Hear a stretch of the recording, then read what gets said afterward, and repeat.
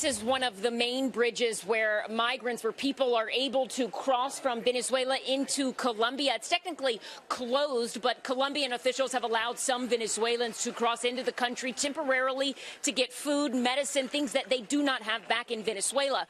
More migrants from Venezuela who want to come into Colombia but don't have the appropriate forms to do it this way, they cross over here in an area that's known as Los Trochas. It means the trenches in English. They come through this area. They have to pay a group of Maduro-supporting militia, a gang-like militia that's called Los Colectivos. They control the trenches on the Venezuelan side. Then they're able to make the trek, what you see many doing right now, over to Colombia, and then they try and stay here. Yesterday afternoon, that militia group, Los Colectivos, they started shooting right up onto this bridge where we're standing.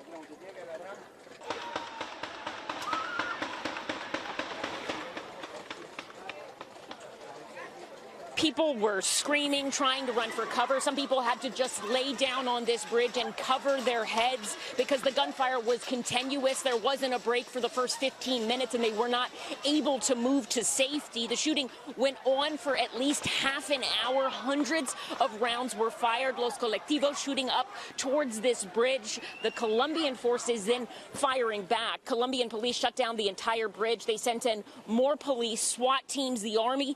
On the Colombian side, officials say that at least one innocent woman was injured in the gunfire. She was taken to a hospital nearby. We're hearing that some U.S. humanitarian help could actually be on the way in the coming days. A spokesperson for the U.S. Southern Command is telling Fox News that the military is considering sending a hospital Navy ship that's called the Comfort to South America off the coast of Colombia to aid Venezuelan refugees. They did that last year, but Fox News is told that so far no final decision has been made. As for what is happening over in Venezuela, the opposition leader and the U.S. recognized President Juan Guaido has called for more protests today. He is urging Venezuelan soldiers to go outside of military bases all across the country and protest. That's supposed to start at 10 a.m. local time.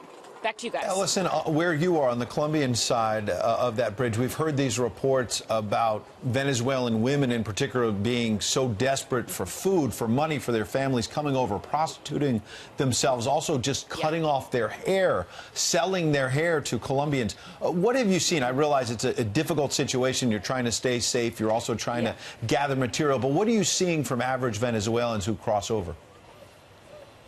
So that was one of the first things we heard about, was those women that not only some have to prostitute themselves, but them also selling their hair. We've been at this bridge as well as another one that's a little further away. We have spoken to a number of Venezuelan refugees. I met one woman who says she crosses over every day because she wants her child to go to school here. The Colombians let some Venezuelan children come over here to take classes because they know that they don't have an education back in Venezuela. I met one man who was a mathematician, an engineer by trade. He told me he had lost his job a few years ago because he did not support the Maduro regime, so he had been kicked out of his job.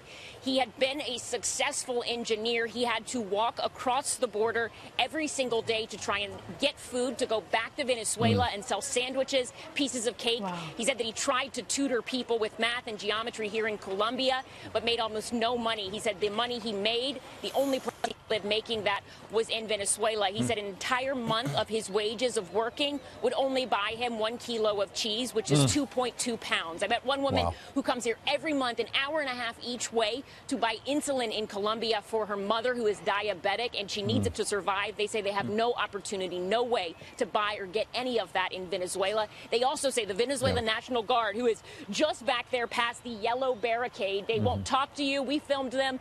They filmed us. They say when they try to cross here, they make it difficult for them to get across the border into Colombia.